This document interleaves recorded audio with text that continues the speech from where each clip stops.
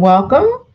This is Penny, and today we're going to talk about holiday wellness. Holiday wellness, small choices for lasting impact.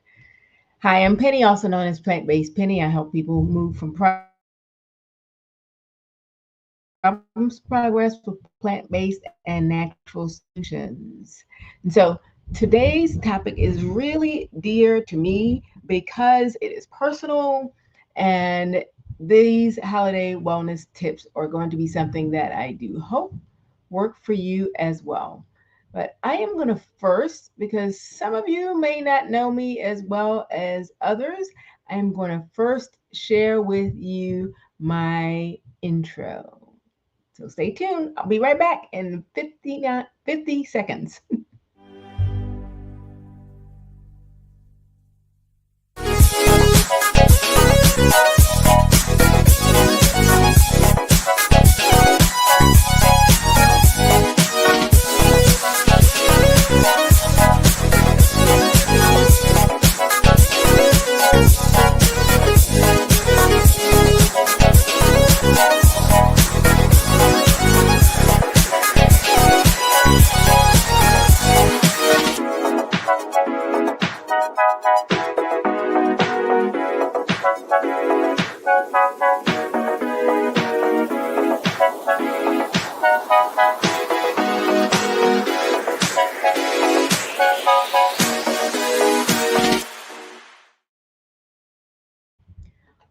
Wonderful. Welcome back. This is the War on Wellness broadcast, is what I call this broadcast. And today's topic, we're talking about holiday wellness, small choices with a lasting impact. So, good evening, everyone. Thank you for being here. And I have a personal moment that I want to share on how I approach wellness, especially during the holidays. The holidays can be a challenging time for a lot of us.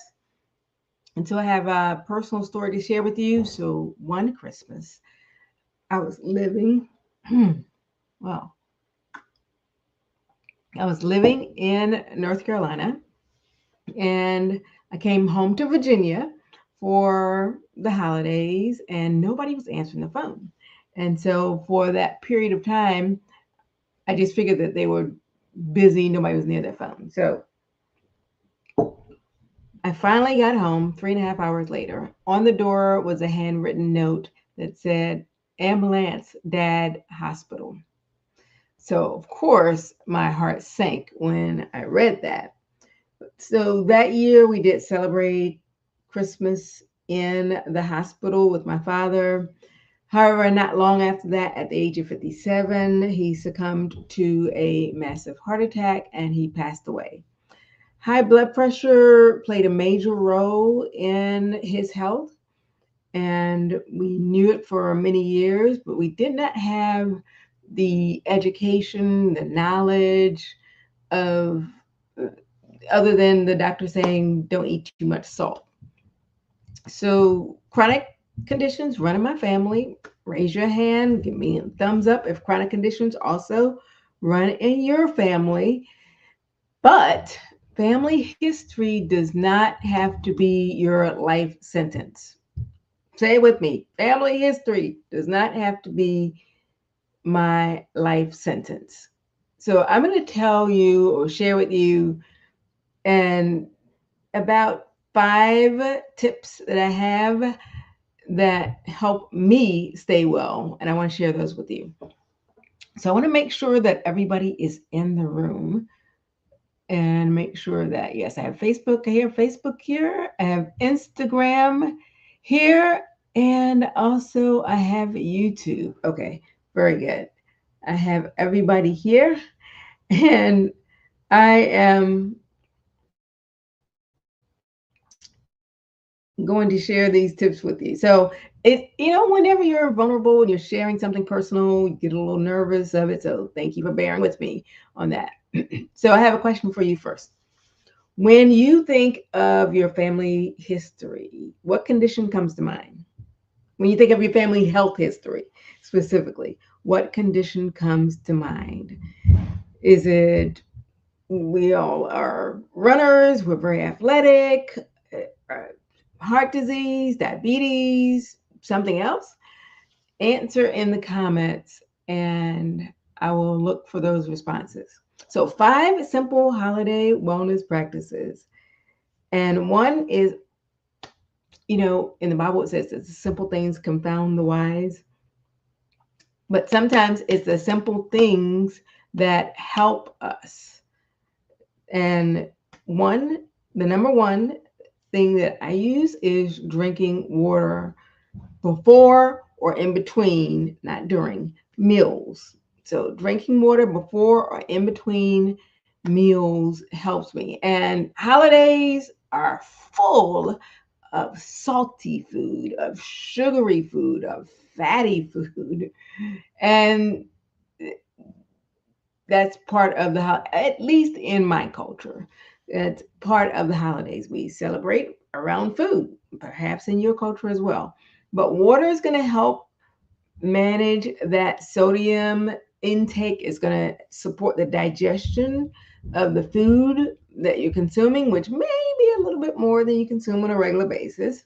It's also going to help prevent overeating. So if you're drinking water a half hour before your meal, an hour or more after your meal, that water is going to help with your satiation, with you feeling full, with you not feeling completely empty, because sometimes we eat because we are thirsty or because we're tired or because we're bored. But thirsty is a big one. Sometimes we eat because we're thirsty and when we really need water. So, research does show that drinking water before meals can reduce your caloric intake and support your heart health. So, that's something that's very important to me. Second point is to prioritize fiber at just about every meal. So you want to have something that's not like overly processed. The only thing that you're eating is over processed. You're eating a gray plate or a brown plate, and that brown is not lentils or beans or anything like that. So vegetables, beans, fruits, whole grains, fiber, that's going to all help stabilize our blood sugar. Diabetes is another thing that runs in my family. It's going to support great positive cholesterol levels. So high fiber intake. Fiber intake is linked to lowering the risk of heart disease and lowering the risk of diabetes.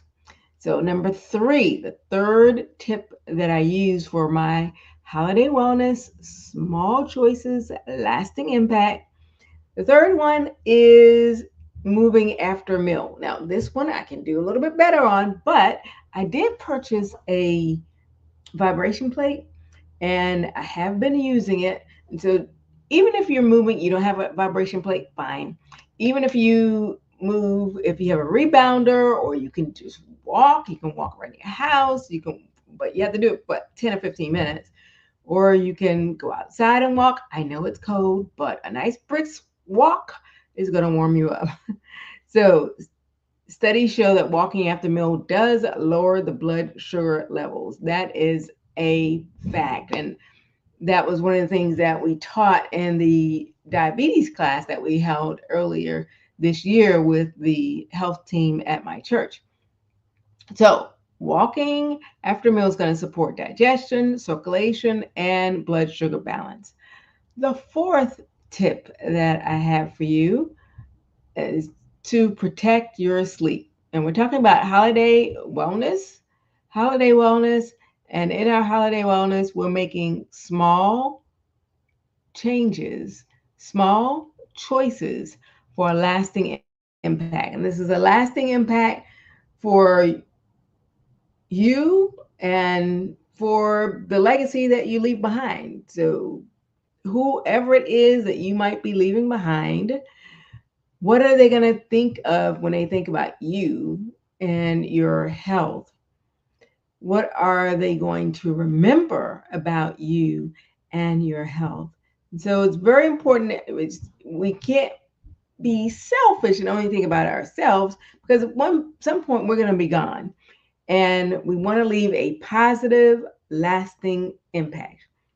So the fourth tip is protecting your sleep. Poor sleep increases the craving for salty food and for sugary foods. Poor sleep increases the craving for salty food and sugary food. So you might be saying, well, I have a craving. I gotta eat this food because I just really crave it so much. It could be linked back to improper or not enough sleep. So you might want to look at, and that's why I talk with my clients and to groups that I speak with about the holistic method of healing. It's not just a diet. It's not just one portion of it. It's not just exercise, exercise, exercise, exercise for so many hours a day. No, you have to look at it holistically if you want sustainable changes. So, protecting your sleep is also about the fact that sleep supports your proper and healthy blood pressure, again, heart health, and it also affects your immune health. Yeah, and we are in the season now where viruses are everywhere and we're in close quarters. And sometimes, we're around a lot more people, whether we're out in the retail stores or more people come to church over the holidays. There are more family gatherings over the holidays. And so, proper sleep, getting enough sleep, and making sure that you're asleep way before 2 a.m. because your body's doing its healing process between 10 and 10 and 2, between those hours. So, you want to get to bed as close to 10, before 10 as possible. Even earlier is fine. So you want to protect your sleep. So research has linked sleep deprivation to increased hunger hormones and poor food choices. Again, I mentioned earlier that sometimes we are thirsty, bored, or sleepy, but we go and we reach for food in those situations. So the research shows that when we are tired, we're sleepy, or we don't get enough sleep, then we make poor food choices. So that is the fourth one. The fifth one is eating with intention, not restriction.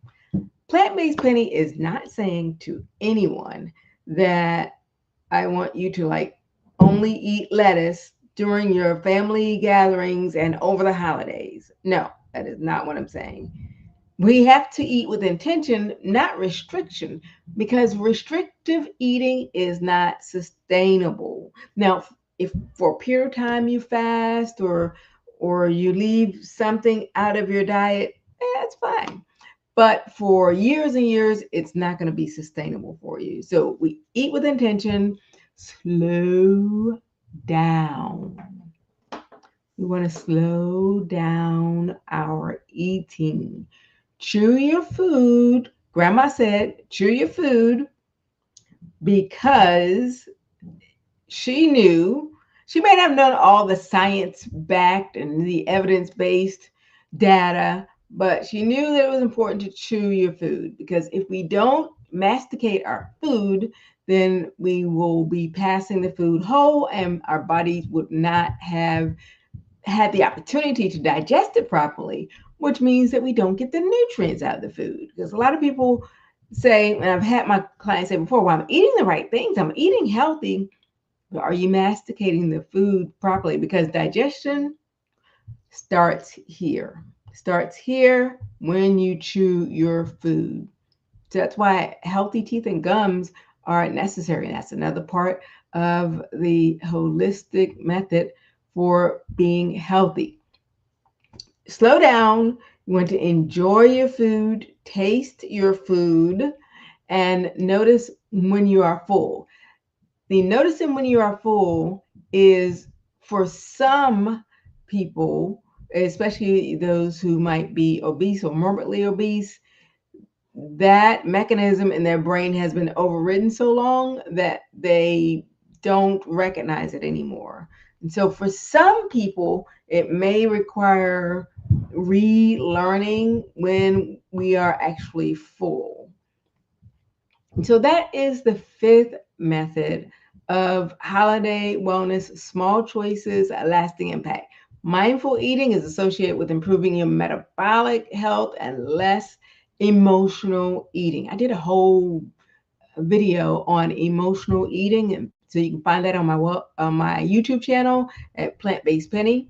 So, last question for you is: which of these feels most doable for you this week?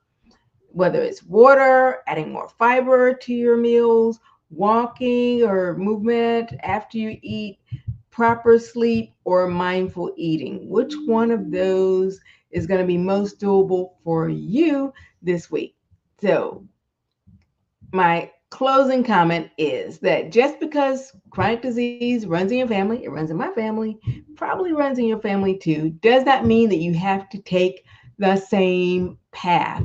Small choices done consistently do matter. And these practices, they help me honor my father's legacy by choosing a healthier option and being aware and also intentional with the choices that I make. So, my hope is that not only do these tips and strategies help me, but that they can also help you as well.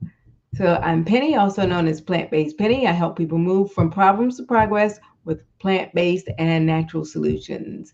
And I do this through one on one consultations and speaking engagements. So I am booking for 2026. And thank you for all those that I am booked with and that I am currently in negotiations with.